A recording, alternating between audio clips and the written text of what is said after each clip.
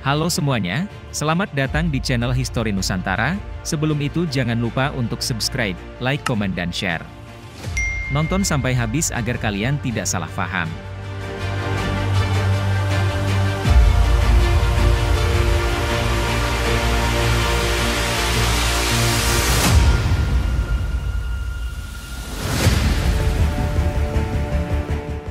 Agresi militer Belanda II atau Operasi Gagak terjadi pada tanggal 19 Desember tahun 1948 yang diawali dengan serangan terhadap Yogyakarta, ibu kota Indonesia saat itu, serta penangkapan Soekarno, Muhammad Hatta, Sejahrir dan beberapa tokoh lainnya.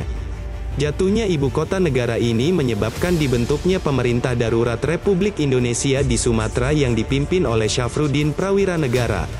Pada hari pertama agresi militer Belanda II, mereka menerjunkan pasukannya di Pangkalan Udara Maguwo dan dari sana menuju ke ibu kota RI di Yogyakarta. Kabinet mengadakan sidang kilat. Dalam sidang itu diambil keputusan bahwa pimpinan negara tetap tinggal dalam kota agar dekat dengan Komisi Tiga Negara, KTN, sehingga kontak-kontak diplomatik dapat diadakan.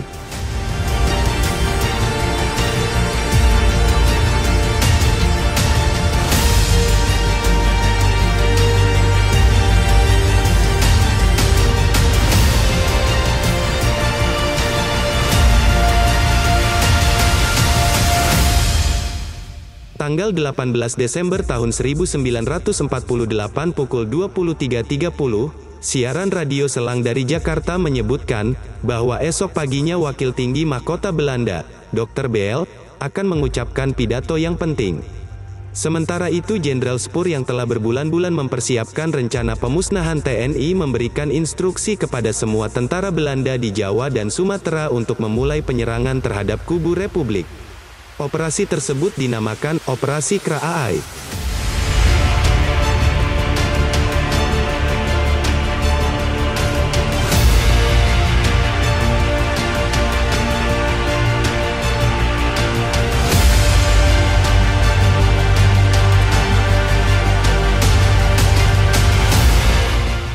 Pukul 2 pagi para kompeni, pasukan Parai, KST di Andir mendapat parasut mereka dan memulai memuat ke 16 pesawat transportasi, dan pukul 3.30 dilaksanakan briefing terakhir.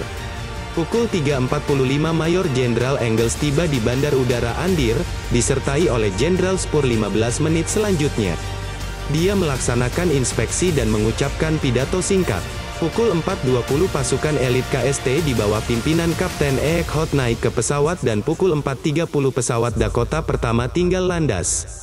Rute penerbangan ke arah timur menuju Maguwo diambil menempuh Lautan Hindia. Pukul 6.25 mereka menerima berita dari para pilot pesawat pemburu, bahwa zona penerjunan telah dapat digunakan. Pukul 6.45 pasukan para mulai diterjunkan di Maguwo.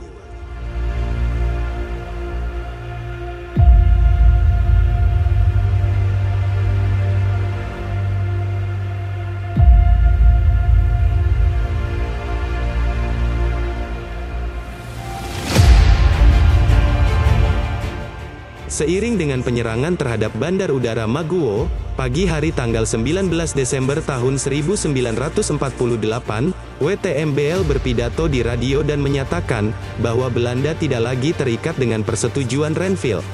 Penyerbuan terhadap semua wilayah Republik di Jawa dan Sumatera, termasuk serangan terhadap ibu kota RI, Yogyakarta, yang selanjutnya diketahui untuk serangan militer Belanda II telah dimulai. Belanda konsisten dengan menamakan serangan militer ini untuk sikap yang dibuat polisional.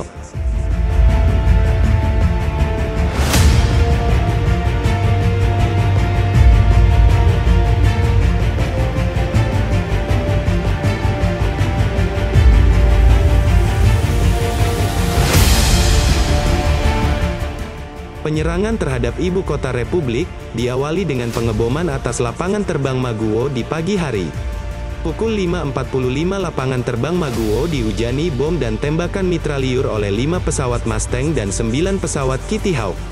Pertahanan TNI di Maguwo hanya terdiri atas 150 orang pasukan pertahanan pangkalan udara dengan persenjataan yang sangat minim, sebagian senapan dan satu senapan anti pesawat 12,7.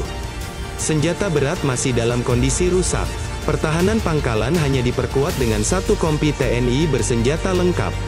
Pukul 6.45, 15 pesawat Dakota menerjunkan pasukan KST Belanda di atas Maguwo. Pertempuran merebut Maguwo hanya berlanjut lebih kurang 25 menit.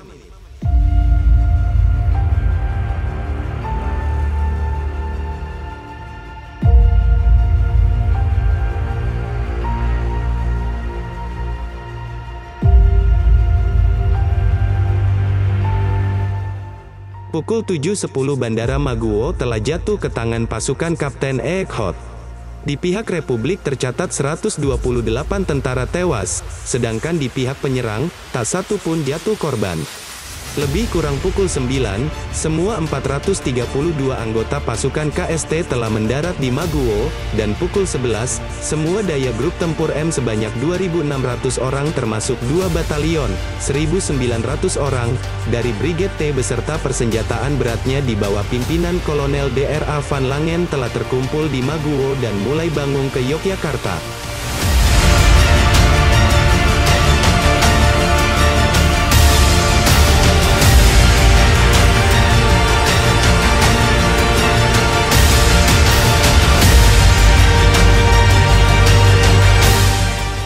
Serangan terhadap kota Yogyakarta juga dimulai dengan pemboman serta menerjunkan pasukan payung di kota. Di daerah-daerah lain di Jawa Selang lain di Jawa Timur, dilaporkan bahwa penyerangan bahkan telah dilaksanakan sejak tanggal 18 Desember malam hari.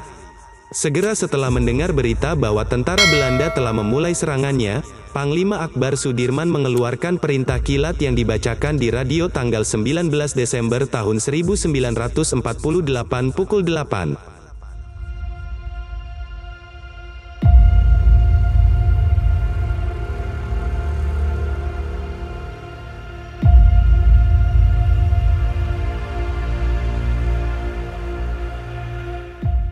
Sudirman dalam keadaan sakit melaporkan diri kepada Presiden didampingi oleh Kolonel Simatupang, Komodor Suryadharma serta Dr.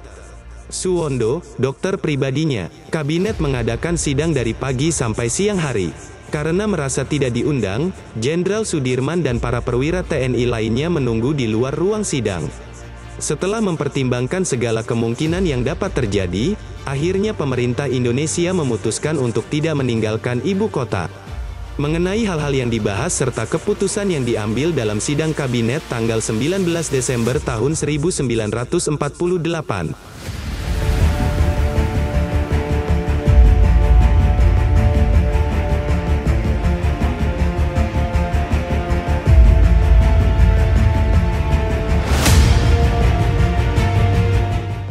Berhubung Sudirman masih sakit, Presiden berusaha membujuk supaya tinggal dalam kota, tetapi Sudirman menolak.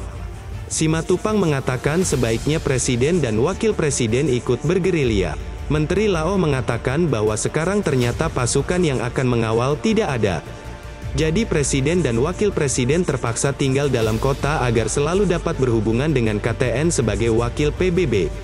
Setelah dipungut suara, hampir seluruh menteri yang hadir mengatakan, Presiden dan Wakil Presiden tetap dalam kota.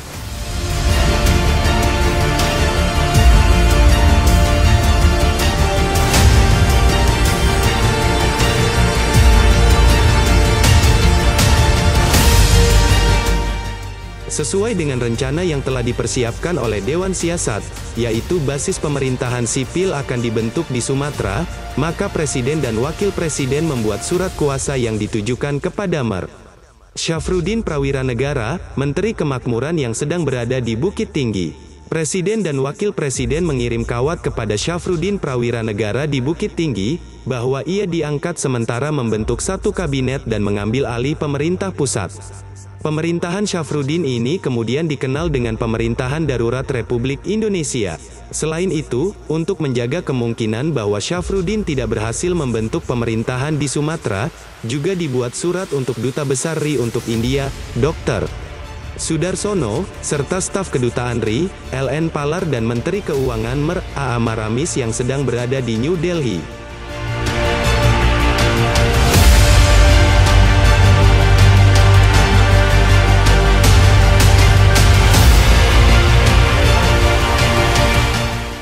4 menteri yang ada di Jawa namun sedang berada di luar Yogyakarta sehingga tidak ikut tertangkap adalah Menteri Dalam Negeri, Dr. Sukiman, Menteri Persediaan Makanan, Mer. I.J. Kasimo, Menteri Pembangunan dan Pemuda, Supeno, dan Menteri Kehakiman, Mer. Susanto. Mereka belum mengetahui mengenai sidang kabinet pada tanggal 19 Desember tahun 1948 yang memutuskan pemberian mandat kepada Mer. Syafruddin Prawira Negara untuk membentuk pemerintah darurat di Bukit Tinggi, dan apabila ini tidak dapat dilaksanakan, agar Dr. Sudarsono, Mer. Maramis dan L.N. Palar membentuk Exil Government of Republik Indonesia di New Delhi, India.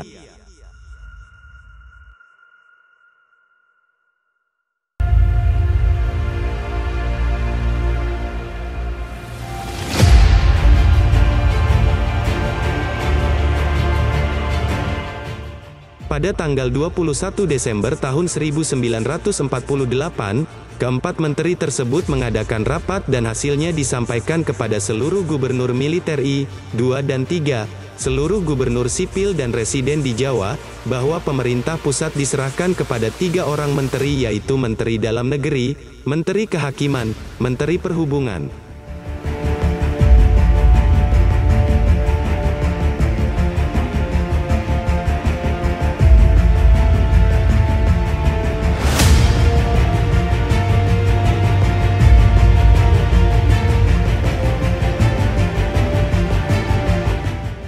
Pada pukul 7 waktu Indonesia Barat tanggal 22 Desember tahun 1948 Kolonel Dra. Van Langen memerintahkan para pemimpin Republik untuk berangkat ke Pelabuhan Udara Yogyakarta untuk diterbangkan tanpa tujuan yang jelas. Selama di perjalanan dengan menggunakan pesawat pembom B-25 milik Angkatan Udara Belanda, tidak satu pun yang tahu arah tujuan pesawat. Pilot mengetahui arah setelah membuka surat perintah di dalam pesawat, akan tetapi tidak disampaikan kepada para pemimpin Republik.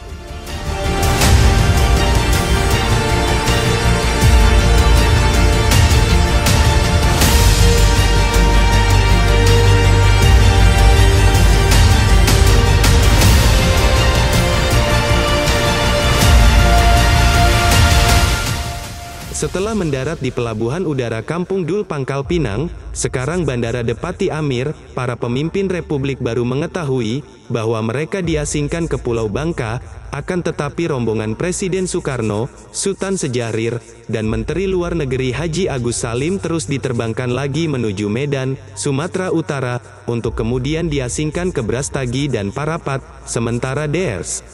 Moh. Hatta, Wakil Presiden, R.S. Surya Dharma, Kepala Staf Angkatan Udara, Mr. Asaat, Ketua Kenip, dan Mr. A.G. Pringgodikdo, Sekretaris Negara, diturunkan di Pelabuhan Udara Kampung Dul Pangkal Pinang dan terus dibawa ke Bukit Menumbing Mentok dengan dikawal truk bermuatan tentara Belanda dan berada dalam pengawalan pasukan khusus Belanda, Korps Speciale Trepen.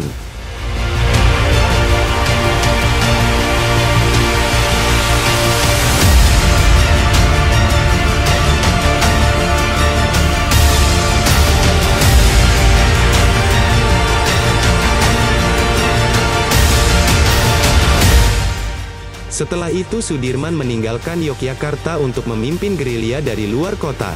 Perjalanan bergerilya selama 8 bulan ditempuh kurang lebih 1000 km di daerah Jawa Tengah dan Jawa Timur. Tidak jarang Sudirman harus ditandu atau digendong karena dalam keadaan sakit keras.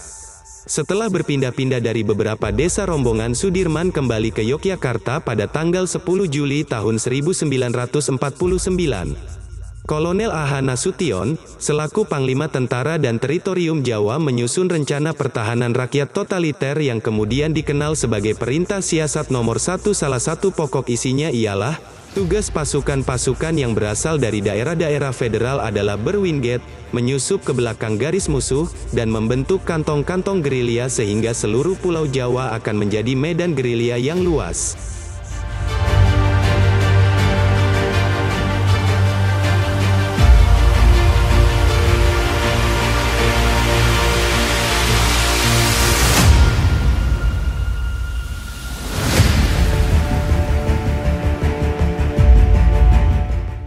Salah satu pasukan yang harus melakukan Wingate adalah pasukan Siliwangi. Pada tanggal 19 Desember tahun 1948 bergeraklah pasukan Siliwangi dari Jawa Tengah menuju daerah-daerah kantong yang telah ditetapkan di Jawa Barat. Perjalanan ini dikenal dengan nama Long March Siliwangi. Perjalanan yang jauh, menyeberangi sungai, mendaki gunung, menuruni lembah, melawan rasa lapar dan letih dibayangi bahaya serangan musuh.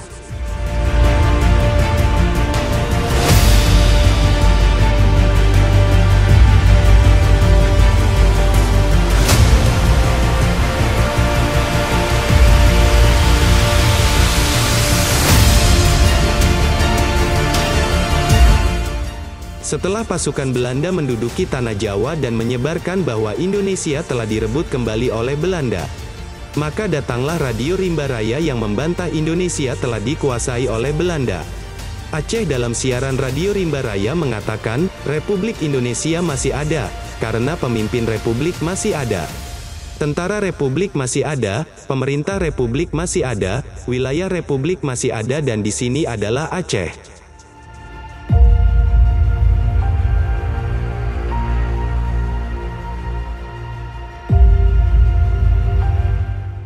Sekian video kali ini, terima kasih telah menonton sampai habis. Jangan lupa nonton video kami lainnya ya, dan bantu kami dengan cara like, komen, subscribe dan share ya. Kasih tahu di kolom komentar, konten sejarah apa lagi yang ingin kalian ketahui. Terima kasih, sampai jumpa di video berikutnya.